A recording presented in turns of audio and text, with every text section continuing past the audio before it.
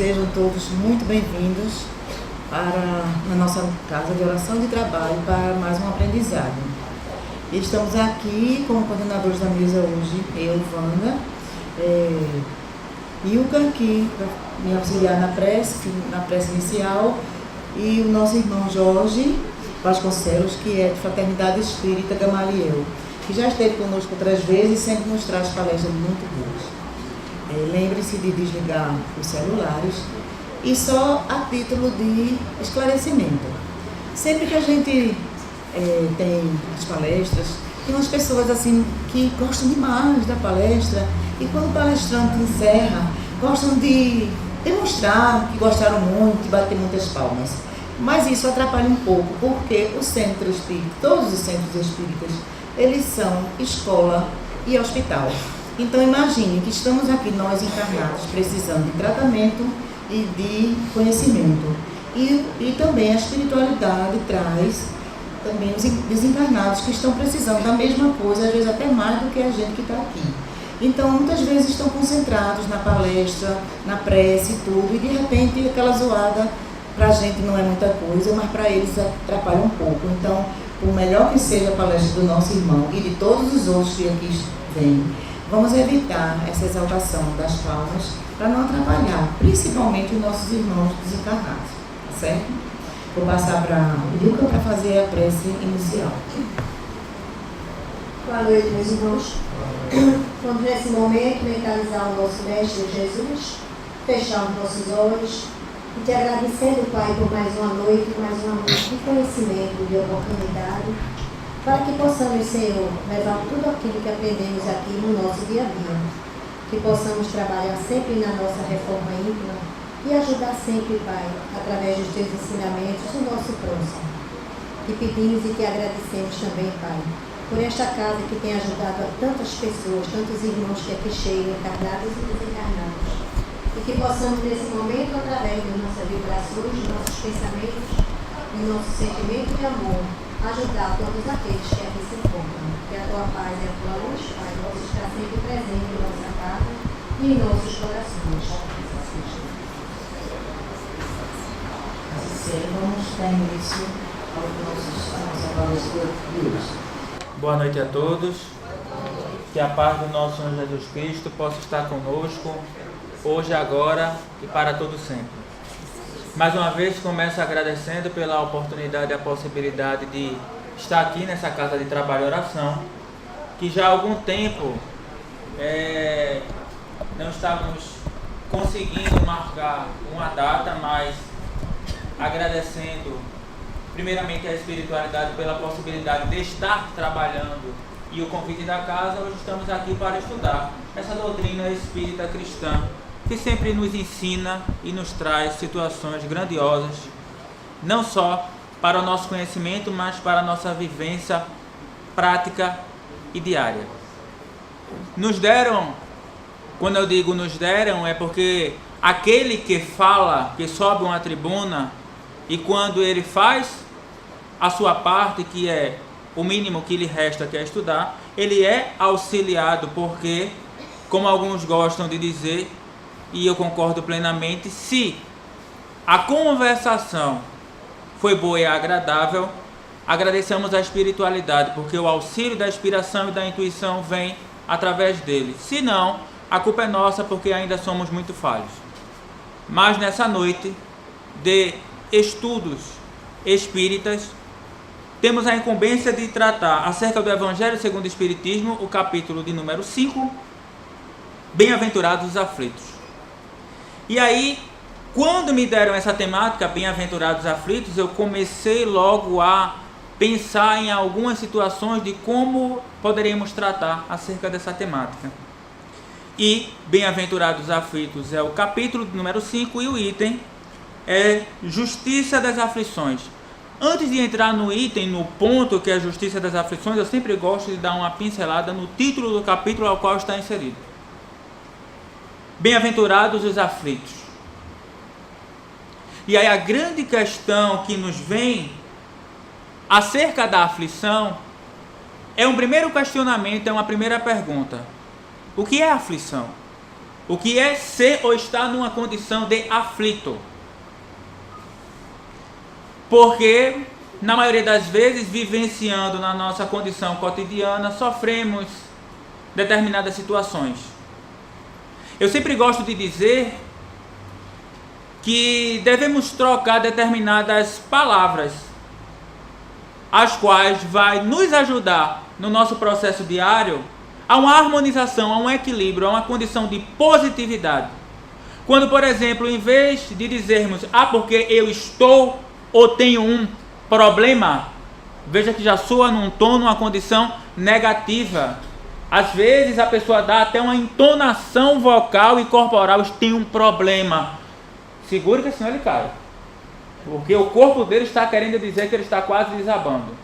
Em vez de eu tenho ou estou com um problema, eu tenho um desafio. Veja como a condição modifica psicosfericamente. O que é um desafio? Desafio é uma condição, uma possibilidade que tem que ser vencida, que tem que ser alcançada como uma meta. Eu sempre utilizo a exemplificação.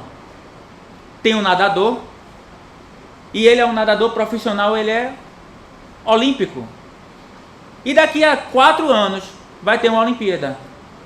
E ele, para conseguir o primeiro lugar e a medalha de ouro, ele tem que nadar nos 50 metros em 56 segundos.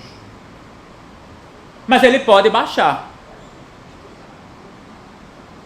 E aí vai ser uma meta que ele vai colocar para vencer as suas próprias limitações e condições para alcançar aquilo que ele deseja, para chegar ao objetivo final. Porque nós não colocamos na nossa vida que nós temos os nossos desafios para serem vencidos. E aí já observamos que saímos de uma negatividade do problema para o eu tenho um desafio. E todo desafio tem que ser vencido, o obstáculo tem que ser superado, como traz o próprio Evangelho e a espiritualidade nos trazendo a condição da fé, e aquele que tem a fé e sabe utilizar exercitando a fé, não terá nenhum empecilho, porque nenhuma montanha vai criar-lhe um obstáculo. Porque se nós ainda não temos a possibilidade de transpor a montanha escalando-a, podemos utilizar a nossa possibilidade de inteligência e contorná-la. É um desafio à nossa mente de criarmos possibilidades para a nossa melhora. E aí já saímos da condição negativa do problema para tem um desafio. E se desafio é para ser vencido e alcançado, eu vou buscar essa meta. Porque vem a condição, como eu volto a dizer, da temática de bem-aventurados os aflitos. E quem são os aflitos? O que é a aflição? Nunca, em momento algum, podemos ter a ousadia de abrirmos a nossa boca e de dizermos que vivemos aqui nesse plano de provas e expiações, nessa existência humana, uma condição aflitiva de dor, de calamidade, de caos.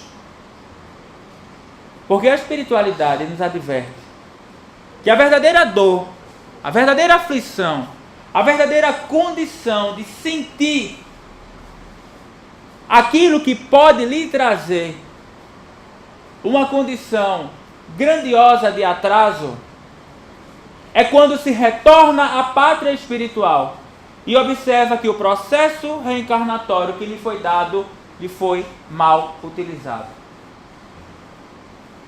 E aí, verdadeiramente, eu vou saber o que é aflição.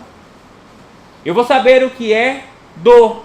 Porque quando chegamos na pátria espiritual, e que aqui não ocorre, ainda bem que não ocorre, porque se fosse me dado essa possibilidade, eu não queria, não gostaria, mas a espiritualidade chega e diz: Jorge, vamos abrir aqui uma tela mental. Então, como estamos na modernidade, uma televisão HD, LCD de 52 polegadas, aquela coisa grandiosa, imensa, Agora vamos passar à sua condição última, que você acaba de retornar do plano Terra. Observe como foi. E como você utilizou o tempo que você teve. Como seria a indagação a cada um de nós, se parássemos nesse momento e no alto da nossa condição, se chegasse agora o momento do retorno, como estaria eu para com a minha consciência? Teria feito tudo aquilo que podia, me esforcei, me dediquei, ou fiquei na ociosidade, na preguiça, na acomodação, deixando para amanhã, depois? Agora não. E aí é a grande questão. O nosso melhor amigo é o nosso pior inimigo, a nossa consciência. Porque se eu tenho a minha consciência ao meu favor, porque trabalho, me esforço, dedico, empreendo neste trabalho, eu tenho paz, sossego e tranquilidade.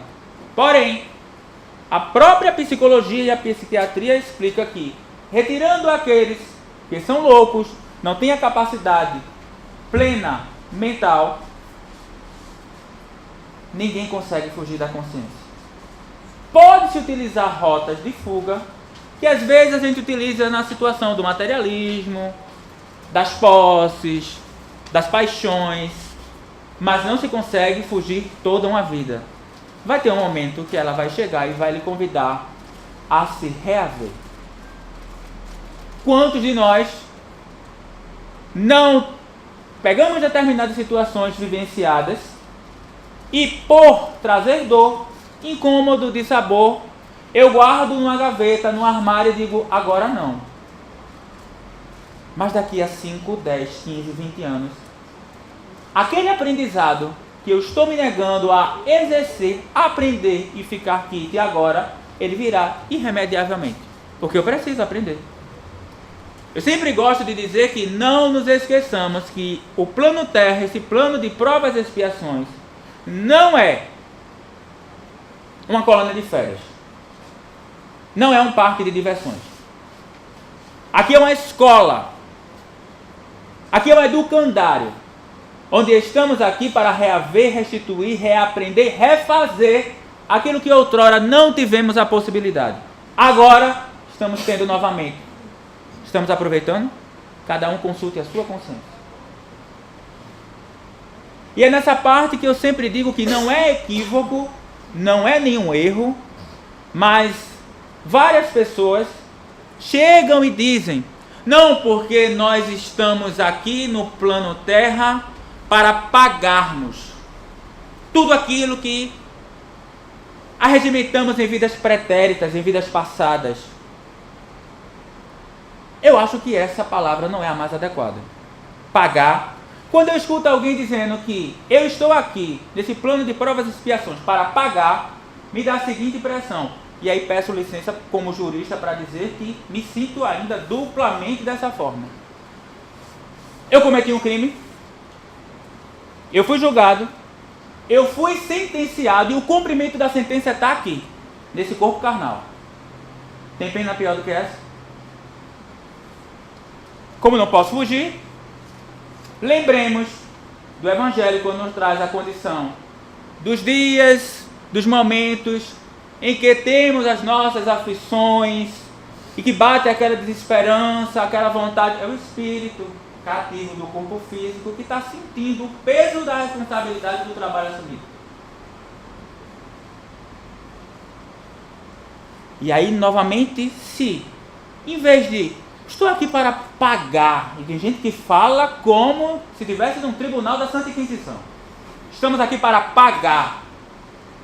Nós estamos aqui para reaver, restituir, reaprender, refazer, reorganizar. Mais uma vez, estamos falando do capítulo Bem-aventurados aflitos. Vamos dar suavidade. Já temos uma vida muito dura, difícil, caótica.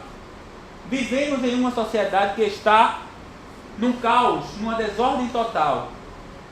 Desorganizar-se a si próprio, aí não. A tentativa que vem exterior, tudo bem. Agora eu me permiti? Não. E aí é nesse momento que nós temos que pensar verdadeiramente.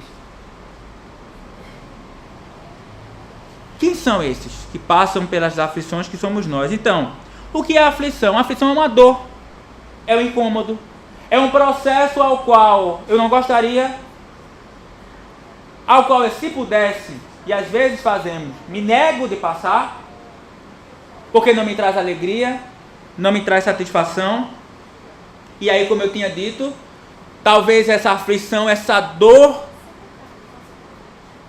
não podemos dizer que verdadeiramente é uma dor, porque a verdadeira dor é a consciencial, quando retornamos à pátria espiritual e vemos que tínhamos tudo, todo manancial, todo instrumento, e não aproveitamos. Mas também não esquecer o seguinte, de quem são os aflitos? Porque primeiro falamos o que é a aflição, mas quem são os aflitos? E se existem aflitos, existe aflição. E alguns questionam, mas como pode pessoas distintas terem vidas, situações, desafios, não problemas, quando são todos criaturas criados advindo da providência que nos trouxe? Enquanto uns vêm na opulência, na riqueza, na abastança, outros vêm na pobreza, na condição da miserabilidade.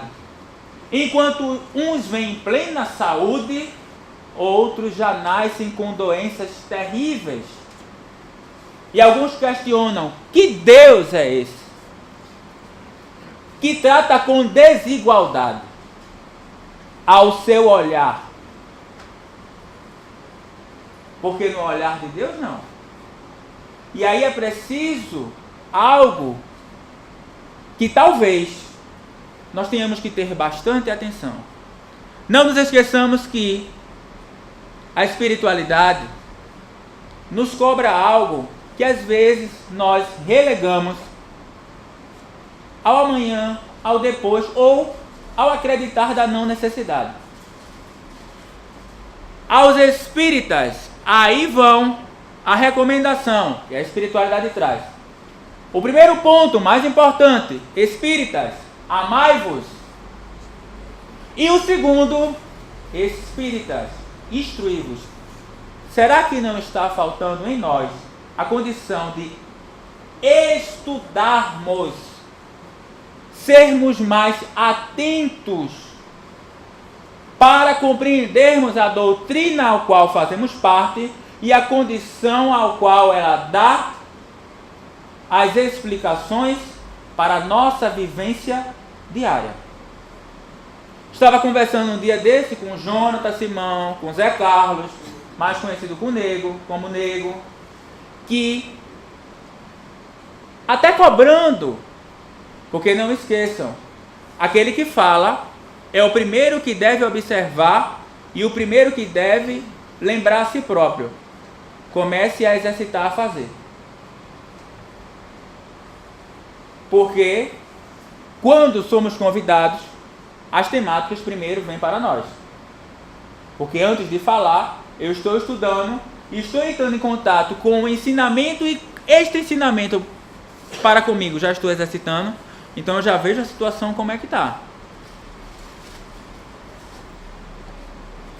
Que é a questão básica de que hoje se escuta muito pouco nas palestras espíritas, nas casas espíritas, falar acerca do codificador da doutrina espírita. Quase não se ouve falar acerca de Allan Kardec. E aí, às vezes, nós somos convidados a fazer determinado tema, determinada temática que vamos buscar em alguns autores. E aí, quando fazemos a citação, e aí não é nenhuma questão de orgulho, de vaidade, nem de querer ser, mas é a necessidade para compreender de ter que ir buscar. E aí quando você faz a citação de um J. Herculano Pires, um Hermínio Corrêa de Miranda, um Manuel Filomeno de Miranda, um Camille Flammarion, um Leon Denis, às vezes as pessoas ficam: quem são esses? Ele está falando de quem? Como é que nós podemos compreender a doutrina a qual eu digo que faço parte, que sou trabalhador, que me filio, se eu não busco conhecê-la? Se eu não busco desbravá-la? Tem algo que eu já falei de certa feita, que se não entendido, cria-se uma polêmica. E eu sempre digo que eu não sou um palestrante, eu sou um provocador. Porque a doutrina espírita é ciência, filosofia e religião. Me apego da filosofia para soltar uma coisa aqui, uma coisa ali, para que possamos começar a pensar. Mas a filosofia é espírita. E aí, de certa feita, eu disse o seguinte, e é o que a espiritualidade nos traz. Foi feita uma pergunta: a doutrina espírita traz ou tem resposta para tudo? Resposta: não. Se eu faço a afirmativa de que a doutrina espírita tem resposta para tudo, eu estou dizendo que as outras denominações, as outras instituições religiosas estão abaixo, que nós somos melhores, que fomos beneficiados. A doutrina espírita traz o conhecimento que nos levará ao caminho para chegarmos à conclusão. Ou seja, a doutrina espírita não é um compêndio ao qual eu vou abrir e vou achar lá a resposta que eu fiz ou que me fizeram e vai vir como um cardápio que se chega no restaurante. Eu tenho que começar a estudar, procurar, me dedicar, e aí eu vou alcançar a resposta. E é isso que nos falta. Porque lembremos, quando criança, quem aqui é pai, mãe sabe, tem vezes que perde-se a paciência. Porque tudo da criança é: por quê? E quando se responde sempre: mas por quê? E o porquê que nunca acaba. Porque na medida em que vamos crescendo na questão da idade cronológica, nós vamos perdendo esta vontade, essa capacidade filosófica questionadora de por quê? E aí podemos fazer agora. Nós estamos exatamente às 8h20 e eu posso fazer a seguinte, levantar a seguinte questão filosófica. Porque eu, Jorge, estou às 8h20 no Select, quando teria várias outras possibilidades de lugares e situações, mas prefiro estar aqui. Perdemos a capacidade e a vontade de questionarmos. Como Zygmunt Bauman, o sociólogo contemporâneo mais famoso, e que a maioria das pessoas o acompanha, a modernidade líquida, o tempo líquido, a liquidez, de que tudo é muito efêmero, tudo é muito rápido, que não se constitui e não tem uma durabilidade. E aí o que é que acontece? Quando nós falamos acerca da questão da justiça das aflições, que é justamente esse ponto que eu tinha falado acerca da condição de vida, a condição de que uns vêm na pobreza, outros na riqueza, um com saúde, outros sem, uns estão nas mansões, outros estão nos barracos, nas marquises, uns nos presídios, outros nos manicômios. E aí a gente começa a parar para pensar nessa condição da justiça e da justiça das aflições. Não somos criaturas de uma condição evolutiva grandiosa, porque se fôssemos, não estaríamos num plano de provas e expiações, estaríamos em outro plano espiritual. E se estamos aqui, precisamos fazer o nosso trabalho reeducativo. Mas quando fala de justiça das aflições, eu gosto sempre de lembrar que, cuidado, quando se fala acerca da questão de justiça, que aí não é nem a justiça no sentido dogmático, é que existe uma diferença entre justiça e direito, que não pode se confundir, mas a maioria das pessoas confunde. Direito é a dogmática jurídica, que é um conjunto de leis, de regramentos, de normas. Justiça é algo subjetivo. Cada um de nós temos a nossa. Qual o seu conceito de justiça? E aí eu não estou falando do senso comum. Eu não me filio ao senso comum. A doutrina espírita é uma doutrina que nos traz a condição do estudo. Então eu não posso me filiar nesse instante ao que o senso comum traz acerca do que é a justiça.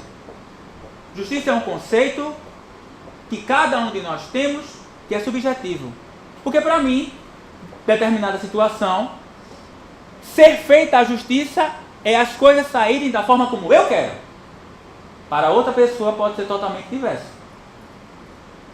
E é nessa condição que temos que compreender que nesse patamar da justiça, é a justiça que não é nossa.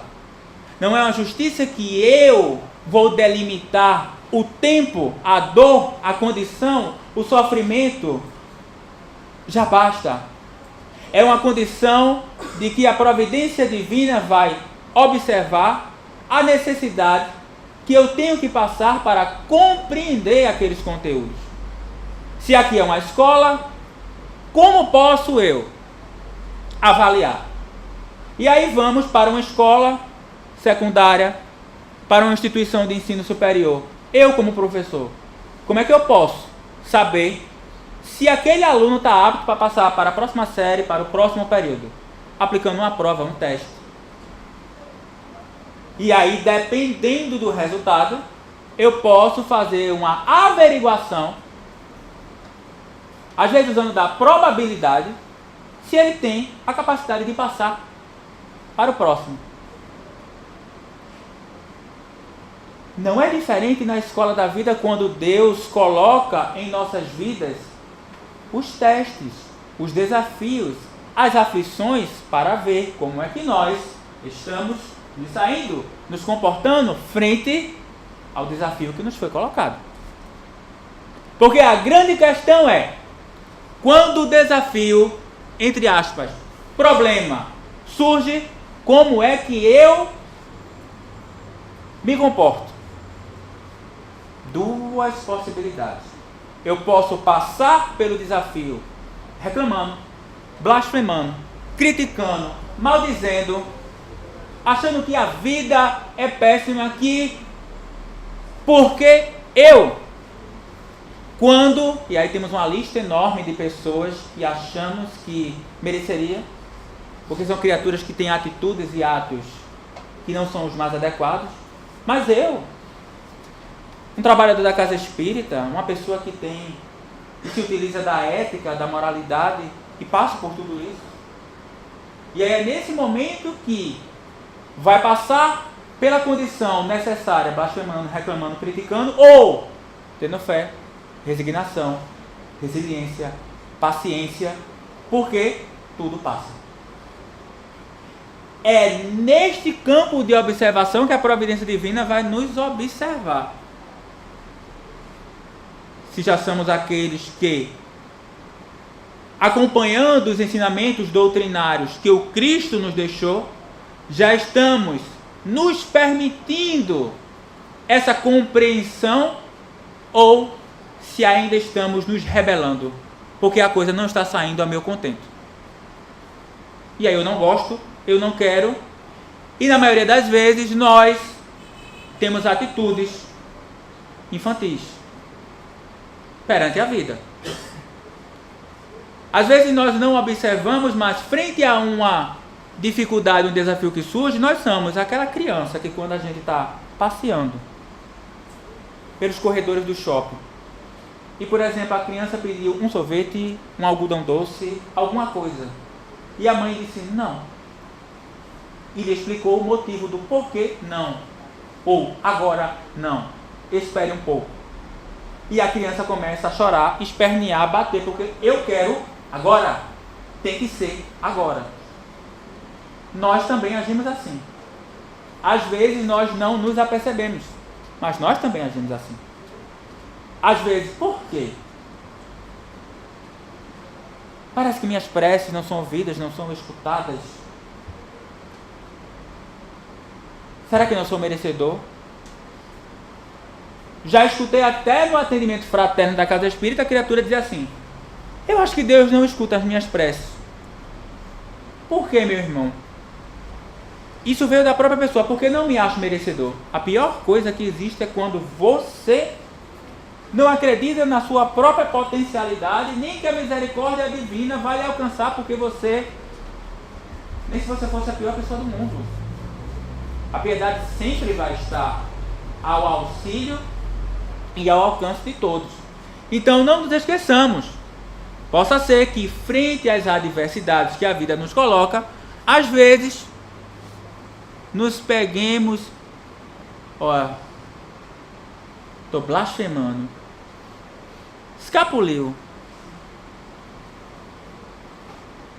E aí é o momento de ter toda a atenção, porque se nós não tivermos uma compreensão verdadeira, pura e sincera de que temos que ter a fé na vida futura, porque tudo o que passamos aqui é efêmero, é passageiro, é temporário.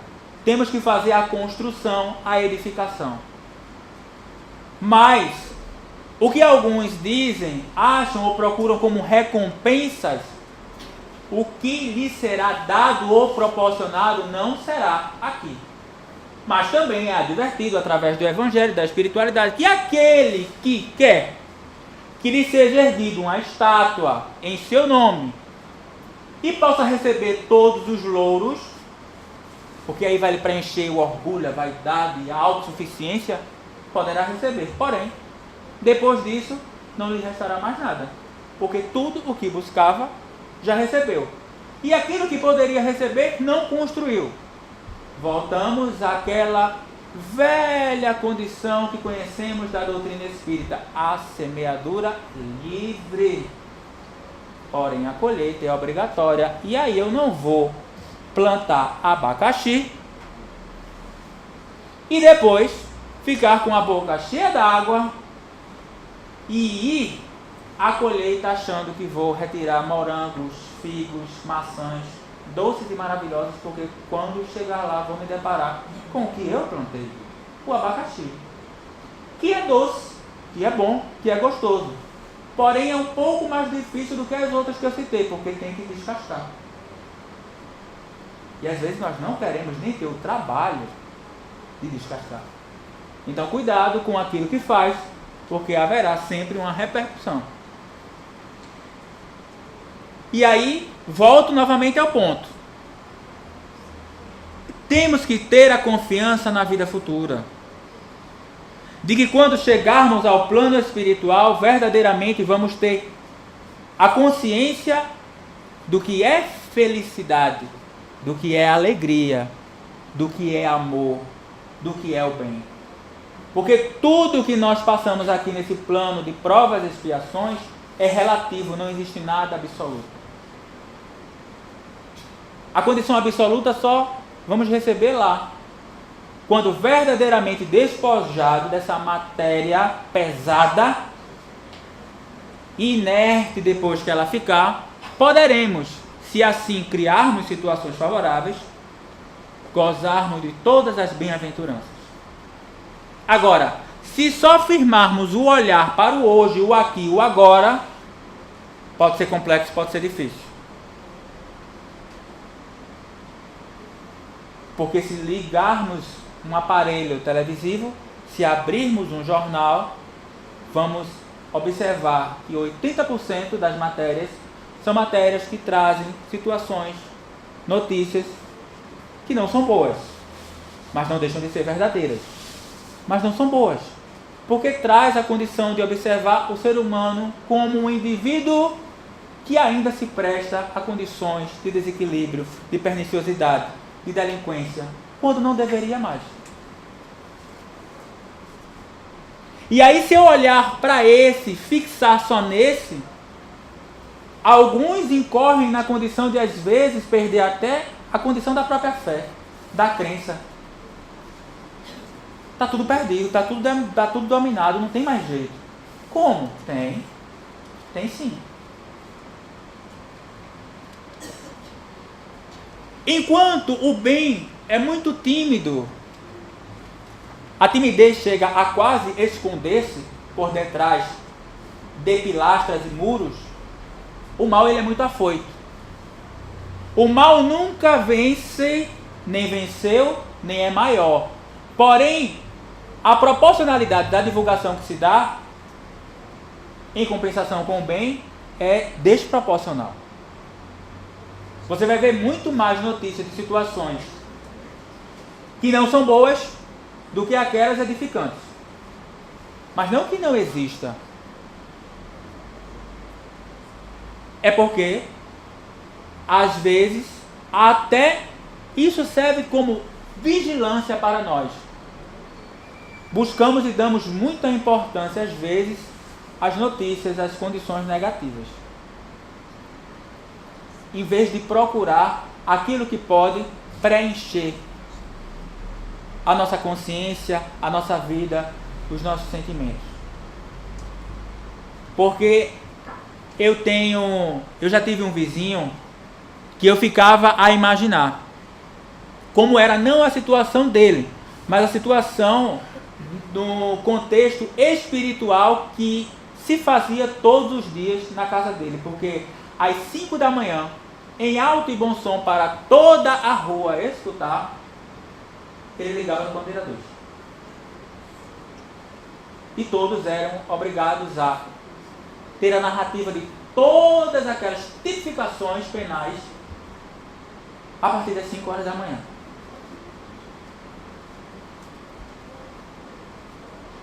Aí vem uma pergunta, que aí eu incluo numa condição que eu digo que às vezes temos que erradicar de vez, não só das instituições espíritas, mas de todas as instituições religiosas. É a condição da vitimização, da criatura chegar e acreditar que é vítima.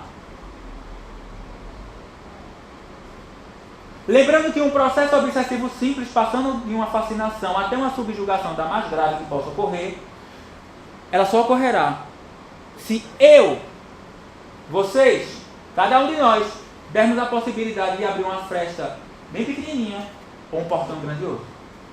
Mas se eu me mantenho equilibrado, harmonizado, já vi em reuniões desobsessivas, entidade espiritual chegar e dizer: por 30 anos eu esperei. Se por 30 anos eu esperei, vamos utilizar a lógica, por 30 anos a criatura conseguiu se manter bem. Em algum momento se descuidou. Mas veja como o equilíbrio, a harmonização nos traz uma condição muito boa, muito produtiva. Então, não só ele, mas quantos, na mesma sintonia e com os mesmos gostos, não se reuniam todos os dias de manhã para escutar aquelas notícias? E aí pensemos na seguinte condição: todos os dias, quem nós levamos para a nossa casa? Abrimos as nossas portas e convidamos para adentrar. Não nos esqueçamos que o que eu faço, o que eu ouço, o que eu assisto, se não está em consonância, cuidado, porque somos criaturas que vivemos uma situação de vibração. E aí depois, quando vamos observar, não numa condição de culpa negativa, mas a responsabilidade foi minha, porque dei brecha para aquela condição ocorresse. Mas quando nós vamos observar essas nossas aflições, essa condição dessa vida difícil, mas que é ótima, dessa vida que é um caos, mas que é maravilhosa, de que pode ter toda perturbação, mas que todos os dias devemos agradecer. Porque a melhor coisa que existe é a oportunidade da reencarnação. Se observarmos, vamos ver que nem na codificação espírita, nem na bibliografia espírita, nenhum autor trata acerca da reencarnação dizendo que existe algo chamado quantitativo. Só se pode reencarnar 1, 2, 10, 20. Depois da 20ª, acabou. Deus, soberanamente bom e justo, piedoso, sabendo da nossa condição, nos dá quantas vezes for necessária para que possamos voltar para fazermos aquilo ao qual outrora eu ainda não pude, não consegui. Mas agora estou tendo uma nova chance, com isso eu não vou me acomodar. Não vou ficar na ociosidade, nem dizendo amanhã, ou como alguns dizem, na próxima, nessa mais não. Porque possa ser que numa próxima venha com uma situação expiacional. Se na anterior veio com a condição equilibrada e não aproveitou agora, vai vir com um pouco mais de dificuldade para aprender a valorizar a maravilha chamada vida. E aí, não podemos reclamar. Se passamos por aflições, por dores, por desafios, somos alunos. São as nossas provas, são os nossos testes, são os nossos desafios. Ânimo, vontade, alegria. De certa feita, Chico, muito triste, muito cabisbaixo, estava por ali. Apresenta-se a Emmanuel. O que tem, Chico? Esses dias não estou bem, sentindo uma apatia. Acredito eu que era um processo depressivo. Que estava iniciando-se. Porque ele já reclamava que vinha alguns dias, não tendo mais vontade de fazer as mesmas atividades. O que queres, Chico? Queria saber se existiria a possibilidade de a espiritualidade me mandar uma mensagem de conforto, para que eu possa me reanimar. Emmanuel, eu sempre digo que é um guia espiritual que eu não gostaria de ter, porque não teria a mínima condição de ser merecedor, porque a rigidez, o chamamento à responsabilidade era muito grande. Mas Chico já era uma pessoa que tinha não só uma condição de evolução, mas também de disciplina.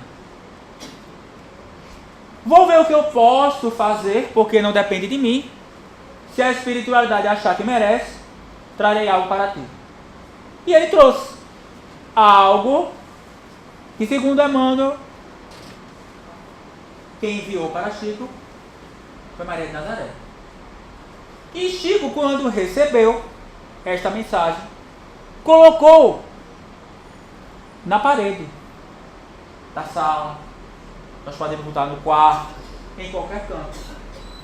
E em determinado momento, dias após, Emmanuel chega e Chico está sentado na sala, sorridente, olhando para a parede. E Emmanuel pergunta: Chico, estás alegre, contente, já refeito daquela situação? Meu irmão, muito grato pela mensagem que me trouxeste. Estava lá escrito, porque foi a mensagem que foi trazida: tudo passa. E ele, como estava vivenciando uma situação melancólica, começou a observar outras situações positivas e aquela condição já estava passando. E verdadeiramente a vida é assim, tudo passa. Existem momentos que é necessário passar pelas provações, pelas dificuldades, mas tem os momentos da bonança, da calmaria. E aí, quando Chico está ali se deliciando com a mensagem, tudo passa, e sorrindo, Emmanuel diz para ele, calmamente diz: estás contente, feliz, mas essa alegria que tu estás agora a demonstrar, também passa. É o que está escrito na parede. Então não nos esquecemos, tudo passa. Não só a alegria, como as tristezas. Ou seja, ciclos. Vivemos ciclos. E temos que aprender a respeitar e vivenciar esses ciclos. Agora, a grande questão que o ser humano atravessa como dificuldade para as suas aflições é algo que é muito pernicioso. Nós estamos vivendo uma época grandiosa de apego ao materialismo, às coisas, aos bens. E aí não é a questão do ser, mas sim do ter. A criatura acha que para ser feliz, para estar bem, para se sentir bem, para ser aceito, tem que ter e não ser. E isso é muito perigoso. E aí eu trago brevemente, que eu estou de olho ali no horário, porque nossa amiga aqui já ficou de sobreguarda para me avisar quando chegar a minha hora. Que aí eu vou trazer para vocês como a condição já vem de longa data. E em pleno século XXI, 2018, ainda continuamos como aquele carro de fricção que bate e volta, e vai ficar até quando? Batendo e voltando até a pilha, a bateria acabar. E existia um filósofo. E esse filósofo se chama Epícoro, da filosofia epicurista. E Epícoro trazia para nós o que é a felicidade. Felicidade é a condição que a criatura tem quando se utiliza, se apercebe que tem o prazer através do possuir, do ter. Então, para Epícoro, para a filosofia epicurista, aquele que tem, aquele que pode adquirir, será uma pessoa feliz, porque vai satisfazer todos os seus desejos, todas as suas vontades. E veja que não é difícil. Observamos o consumismo que ocorre às vezes. Não temos nem a necessidade, mas compramos. Então, para Epícoro, felicidade é ter. E aí na consecutividade, 412 anos antes de Cristo, existiu um grande filósofo chamado Diógenes de Sinope, mais conhecido como Diógenes o Cão, que é o filósofo que nós conhecemos da filosofia do cinismo. Não cinismo na condição negativa, mas cínico era aquele que era o homem que desbravava o caminho para observar à sua frente e no retornar dizer que o caminho era aquele. O cinismo era aquele que trazia a condição da não necessidade, a não ser do básico e o necessário para a sua sobrevivência. Era um homem humilde, era um homem simples. E aí o que é que acontece? Certamente todos nós já assistimos aqui o seriado Chaves. E Chaves morava num barril. Aquilo foi criado de Diógenes. Diógenes morava em um barril. E Diógenes morava no barril e só tinha o seu cajado e uma cuia. Mais nada. Só que no caso do programa televisivo, o barril era em pé. No caso do Diógenes, era deitado. De certa feita, Diógenes estava em praça pública conversando com uma estátua. E na cidade de Sinope, passa um doutor da lei, para e questiona: Diógenes, estás a conversar com uma estátua? Diógenes diz: sim. Mas não sabes que a estátua não responde? Sim. E por que continuas a conversar, a dialogar com a estátua? Começo agora a exercitar o diálogo com essa estátua, com a dureza, com a rigidez da pedra, para me acostumar a lidar, quando necessário, com a insensatez humana. E o que é insensatez? Insensatez é desequilíbrio, é loucura. Às vezes temos situações de desequilíbrio e de loucura, quando em algumas situações nós agimos de forma totalmente equivocada. Manuel Filomeno de Miranda, no livro Transtornos Psiquiátricos e Obsessivos, ele traz que todos nós vivemos numa linha fronteiriça entre a sanidade e a insanidade. Em determinados momentos estamos sãos, em outros nós estamos pendendo para a condição da insanidade. Então todo é pouco, porque as nossas atitudes, principalmente às vezes aquelas de raiva, de ódio, que nos levam a um impulso, podem nos gerar um mal muito grandioso. E aí, na continuidade de Diógenes, que vem desconstituir a condição não só do que lhe antecedera, que era Epicuro, mas também a filosofia hedonista, que trazia o prazer. Um belo dia chove e se forma uma poça d'água. E Diógenes vê uma criança chegar naquela poça d'água que se formou, juntar as duas mãos e beber a água. Nesse instante, sabe o que Diógenes faz? Olha para o seu barril, observa a sua cuia e vê que naquele momento, frente àquilo que ele observou, ele não precisa mais daquela cuia. As mãos podem ser utilizadas para beber água. E ele joga a sua cuia fora. Só que Diógenes, por uma condição que ocorreu com seu pai, ele foi expulso da cidade de Sinop. E aí, depois de passar por Atenas, foi parar na cidade de Corinto. E num casebre, hoje poderíamos chamar de barraco paupérrimo, Diógenes ali residia.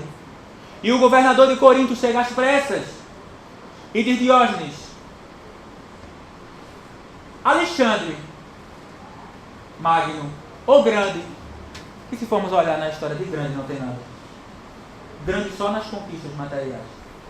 A porta em Corinto. E quer ver? Diógenes diz: quem quer ver e ter a palavra, ele para comigo ou eu para com ele? Ele quer, ele que venha, eu não vou. O governador de Corinto diz: és louco? O homem mais poderoso que existe na terra, não vou. Mas ele pode, numa ascensão de ódio e de raiva, destruir toda a cidade. Que destrua. Sabe por quê? Mais cedo ou mais tarde vai vir outro desbravador, vai saquear, vai destruir tudo mesmo, que ele faça logo agora. Não vou. O governador sai louco, aturdido. Diógenes estava acocorado na porta, escrevendo no chão. E aí, o todo-poderoso Alexandre Magno chega e para em frente à porta, na entrada da humilde casa, se podemos chamar de casa, que Diógenes possuía. Imaginemos aquela criatura 2 de altura por 2 de largura, ou seja, se brincar, a porta era menor do que o indivíduo. Diógenes, venham fazer um convite, porque Alexandre o Grande sempre foi um grande estudioso e discípulo de Diógenes,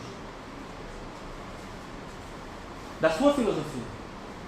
Venho convidar-te para que possas administrar metade de tudo o que eu tenho e podes oferir lucro, mas eu quero a ti. Diógenes, nesse momento, levanta-se num ato brusco, empurra Alexandre e diz: não queiras tirar de mim aquilo que não podes me dar.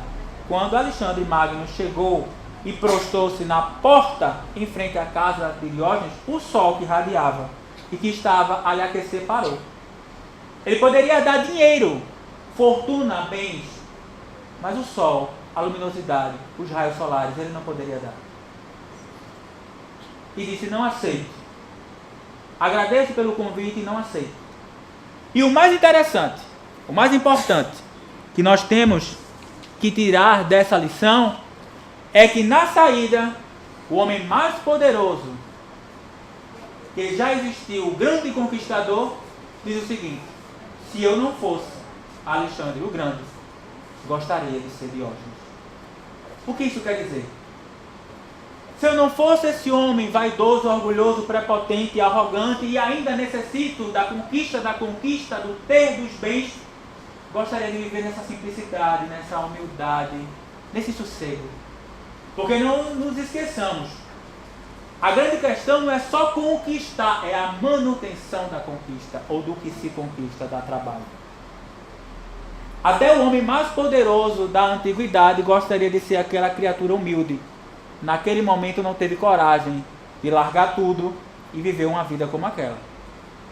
Mas até os poderosos também têm os seus momentos em que lhe é tocado a consciência e para raciocinar através dos convites providenciais que nos chegam de alguma forma.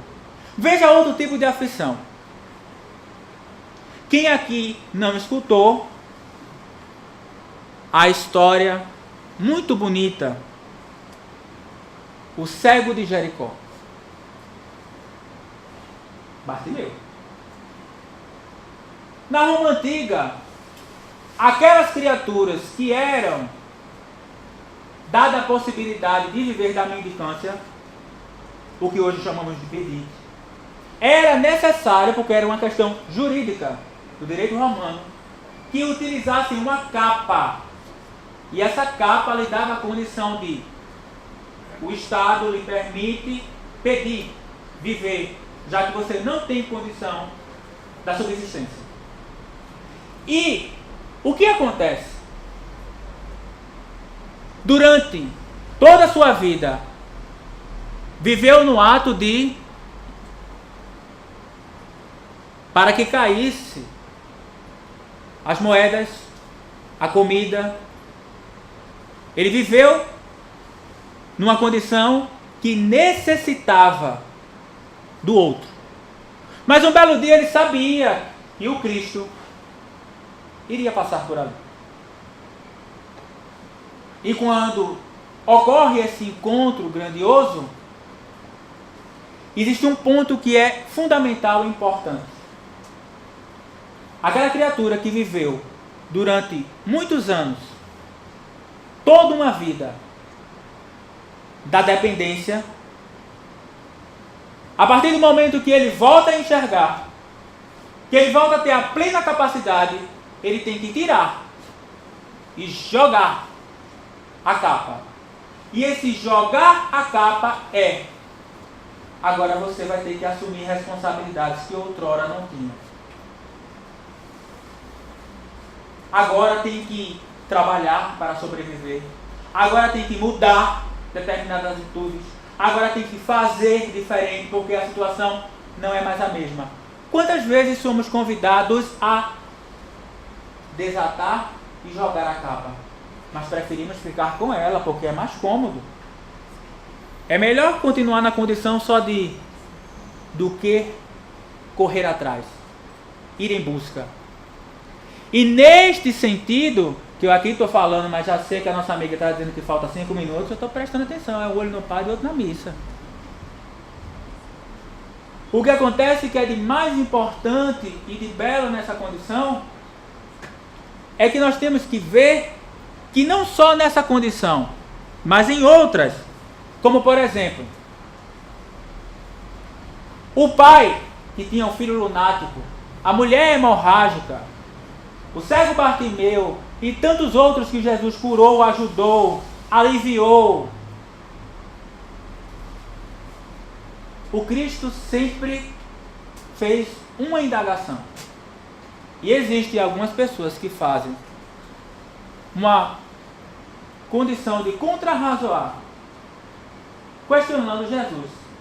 Porque Jesus chegava para todos aqueles que pediam e dizia: que queres tu de mim?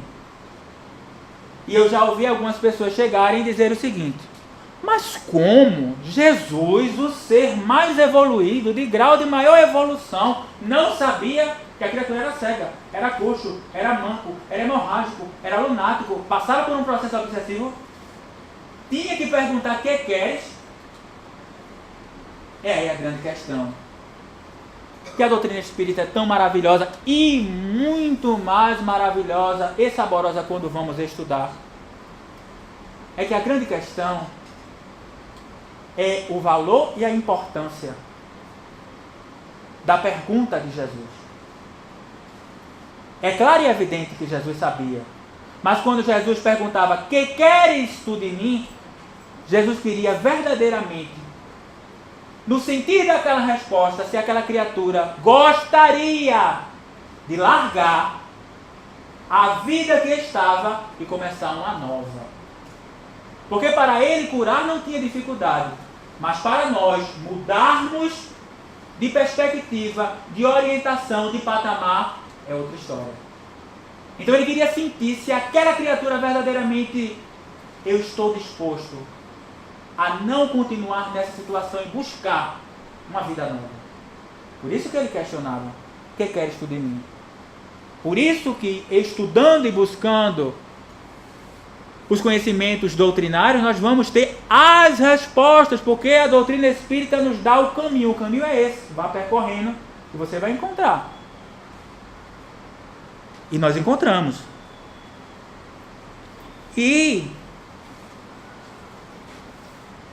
como nós falamos hoje sobre o capítulo Bem-aventurados os aflitos e a justiça das aflições, e eu sempre digo, não existe essa condição de retribuir o bem com o mal com o bem, o mal com o mal. Existe o bem e o bem, o mal é uma escolha nossa. Tem um ditado muito equivocado que as pessoas dizem: Deus escreve certo por linhas tortas. Está errado. Deus escreve certos por linhas certas. O torto é o nosso olhar, porque ainda não compreendemos. É por isso que Paulo sempre nos trouxe: é preciso, muitas vezes, na maioria das vezes, todas as vezes, nos diminuir para que Jesus possa nos elevar. E se elevar, porque na maioria das vezes queremos ter a condição de protagonistas, quando não temos a mínima condição nem de ser coadjuvantes. E aí, como estamos falando dessa condição das aflições, eu encerro, antes que a minha amiga ali pegue e me casse a palavra, ou então ela possa usar do regimento interno por questão de ordem, aí eu vou perder. Existe uma diferença, que se nós começarmos a compreender, vai ser muito bom na nossa prática diária. Existe uma diferença enorme, grandiosa, um abismo entre se conformar e compreender. Na maioria das vezes nós nos conformamos. Quem se conforma se obriga, coage contra si próprio. Um exemplo básico, fácil, rápido. Tenho que ter cuidado para não trazer nenhuma condição que alguém se encaixe. Eu quero possuir um automóvel, mas eu quero um carro importado de tal marca de R$1 milhão. É o meu sonho, é o meu desejo, mas eu não posso. Eu só posso ter aquele simples, básico. Não estou falando de marca, nem de nada. Simples, básico. É, né? Fazer o quê, né? O que é que eu vou fazer? Não posso ter? Tem que me conformar com isso mesmo. Tem que viver com isso. Veja a condição de não aceitação, de não querer, mas assim, tenho que me conformar, ou seja, botar a goela abaixo. E se a vida só me deu isso, que resta? Como se a vida fosse o grande responsável pelas situações felizes ou infelizes. Quem compreende é aquele que sabe que tudo chega, acontece na hora certa e no momento exato. Se não chegou é porque ainda eu não tenho a possibilidade, a condição de fazer bom uso, de dar conta, de lidar. Por isso ainda não me foi permitido. Então que nós comecemos a compreender para que não nos coloquemos em cada dia de mais aflição. Quando as situações ocasionais da vida chegar, em vez de nos conformarmos, tenho que me conformar mesmo com essa vida ou com essa situação, compreender de que existe um Deus ao qual permite que possamos fazer e que nos possa ser dado aquilo que merecemos. E tudo chegará na hora certa e no momento exato. Tenhamos paciência e fé e aguardemos que, se for, se chegar, chegará. Para que quando nós retornarmos ao plano espiritual, mesmo se não a contente, pelo menos podemos dizer àqueles irmãos que vão nos receber que foi difícil, foi complexo, deu trabalho. Achava que não conseguia, fraquejei, escorreguei, caí, quase. Mas em nome de Jesus, com muita força, com muita fé, com muito amparo, dentro do que eu podia e não podia, me agarrei com o estandarte do cristianismo e consegui fazer aquilo que me foi permitido. E quero numa próxima retornar para fazer muito mais. Boa noite a todos. Se tivesse mais tempo, com certeza que seria ótimo, viu? Muito obrigada. Eu agradeço. Pessoal, hoje é segunda, o passe coletivo, nossos passistas já estão aí.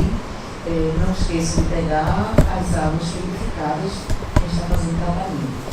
Vamos fechar os olhos, levar o nosso pensamento a Deus e agradecer. Agradecer a Deus, agradecer a Jesus por esse momento de luz, de paz, de harmonia que vai nesta casa.